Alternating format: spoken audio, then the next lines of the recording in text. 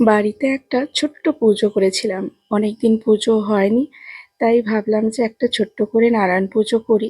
তো পুজো হয়ে যাওয়ার পরে রান্না বান্না করব সেটাই ভেবেছিলাম প্রথমে, কিন্তু তারপর ঠাকুরমশাইয়ের আসতে অনেকটাই দেরি হয়েছে দেখে প্রথমে সকাল থেকে উঠে রান্না বান্না সেরে তারপরে স্নান করে পুজোতে বসেছিলাম। যদিও ভিডিওটা আগে দিয়েছি পুজোর, কিন্তু পুজোটা দুপুরবেলাই হয়েছে।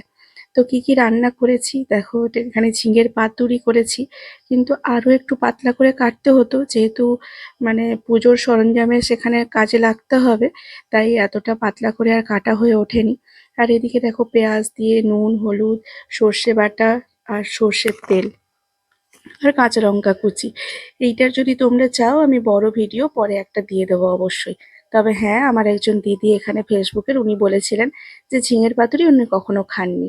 তবে হ্যাঁ, এটা যদি একবার গরম ভাতের সাথে কেউ টেস্ট করে দেখো, সত্যি এক কথায় বলতে গেলে আর কখনোই মনে হবে না যে ঝিঙের অন্য কোনো আইটেম বানিয়ে খাই।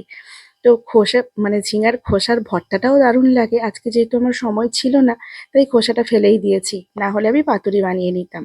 আর এদিকে দেখো একটু টক ডাল করেছি আর চাটনি। আর এখানে তো আলু মাখাবো বলে পেঁয়াজ ভেজে রেখেছি।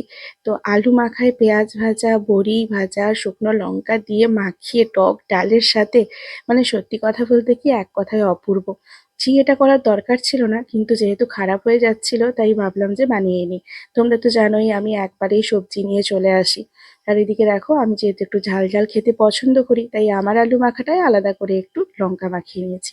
তো কেমন হয়েছে আজকে রান্নাগুলো বলো অবশ্যই।